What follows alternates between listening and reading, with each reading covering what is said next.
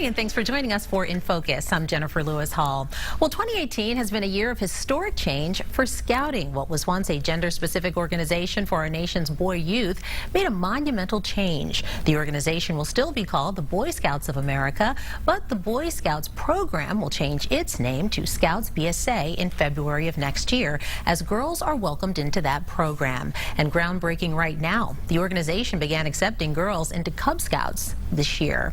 Our focus today, two organizations that many consider household names, the Girl Scouts and the Boy Scouts of America. Each have been in existence for over a century. We'll be talking today about what's new with these age-old scouting organizations and the work that they're doing with young people in our local communities. That, as well as that big change now underway that is being applauded by some while raising concerns by others.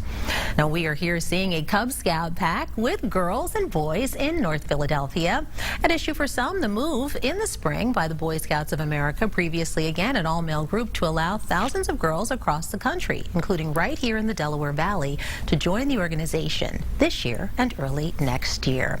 Well, the Girl Scouts also giving their views as this change is underway. Kim Freitas-Dowd, Chief Executive Officer of Girl Scouts of Eastern Pennsylvania, saying, "We believe Girl Scouts has been and always will be the premier leadership development organization for girls." Executives and members of both the Boy Scouts and Girl Scouts are joining us today. And later in the show, those executives sit down with me to discuss scouting and those big changes, including girls joining Boy Scout programs. We're starting now with the Boy Scouts organization first, and welcome Daniel Templar, Scout Executive and CEO, Cradle of Liberty Council, Boy Scouts of America, Amanda and Abraham, who are siblings, and Cub Scouts in Philadelphia are also with us. Welcome to our show. Thank you, Jen.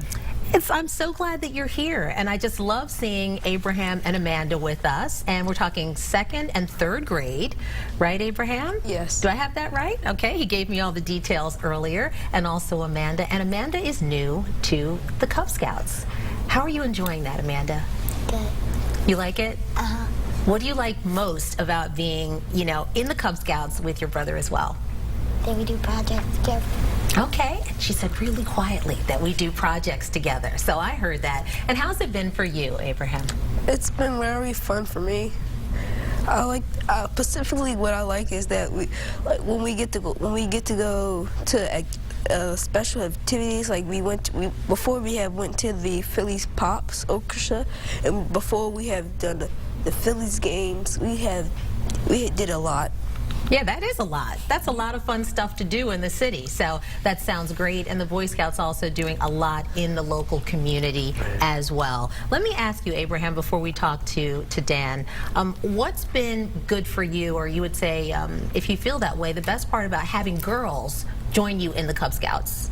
Well, I think it's fun because now that they're letting girls in, it's not just boys saying to have the fun, it's we all get to have the fun enjoying Cub Scouts. Yeah, okay, all right. And Dan, this is a big change. A lot of news coverage surrounding this. We're talking about organizations that are over 100 years old, and in the case of the Boy Scouts as well. And we'll be talking more about this as we go through the show. But that change effective now for one group and next year for another. Explain that even further, if you may. Right, thank you, Jen. I really appreciate that. And I just want to mention that a couple of things around this policy change is it's not a co-ed environment. It's still preserving to some degree the single gender programming. So in the case of Abraham and Amanda and their grades and their programs in Cub Scouts, we'll have a second grade den of girls and a second grade den of boys, and they'll come together. They'll meet weekly in their dens, and they'll come together for a joint pack meeting where it'll all come together. And so girls will still be with girls for activities? For their weekly den meetings, yeah. Okay, yeah. And boys with boys as Correct. well, and then they come together. Yep, and right now that happens to take full effect this fall. Actually, I guess it happened just a couple weeks ago. So so that is in place, and then in February, that'll take place for our older Scouts program. So. And I would say, well, one question that also then would raise to me is why not integrate them completely in terms of them meeting together, activities together that are appropriate, that you view as appropriate. Is this sort of stages that you're taking? I don't know if it's going to be stages completely, but this is the first step for us to take in terms of welcoming, the entire family into scouting, and that's really what this program is about, is making scouting programs more available and options available to families that want to participate together. How's it been in terms of the number of people, the turnout, and really people saying, I want to do this since this change has occurred? What's different? Well, it's been relatively early since this has happened, so we haven't seen a lot of reaction either way, just a lot of feedback. And feedback has been overwhelmingly positive. Not unanimously, but overwhelmingly positive. How have you answered some of that negative feedback? Again, we'll talk more about that, but people saying, this isn't something that should occur, groups should remain separate. Why do this now? We do this now because we've seen over the last few years, 5 or 10 years, just an organic change within our programs, particularly in the Cub Scout programs, which we rely very heavily on volunteerism. And so when we go to Cub Pack meetings or we go to summer camps and we see families participating together, and what the dynamics have happened within our society, we've seen more single-parent families, we've seen more households where both parents are working outside the house, and so to volunteer, to be active with your son in Cub Scouts, a lot of parents have said, I have to bring my daughter with me. Is that okay? Well, sure. And so the daughter sits and they do their homework, and eventually they want to participate. What's all this fun stuff happening? And we want to get involved, and they get involved, and then they start saying, well, you're doing the work, let's get you the badge. So they give them the badge, and so the girls have been participating unofficially, so we're making it official. That is true. They've been participating unofficially and now actually integrating them on the record into the program. We'll talk more about that and some of the things that people have said are pros and cons or critiques as we go throughout the show. I wanted to ask the wonderful Scouts that are here with us today, have you made new friends? Yes. Yes. Yeah, has that been great also? Yes. And so what's it like when you get together and you said your meeting that's all together? I would say, Abraham, probably you said it's been great to have the girls there. It's been fun. I think that it's more people, and if it's more people, then we get to do more fun activities, and so I think so I'm still happy that the girls got to join. Yeah. Well, how do you like that, Dan? That's a pretty clear opinion. Can't say right it any there, better than that, right? Jen. Of this young man, and welcoming also his sister into the pack.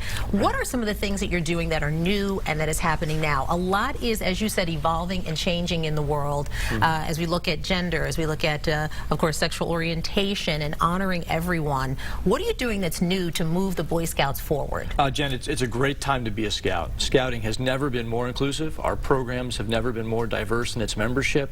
We're welcoming all kinds of new folks into Scouting. Scouting is really for everyone.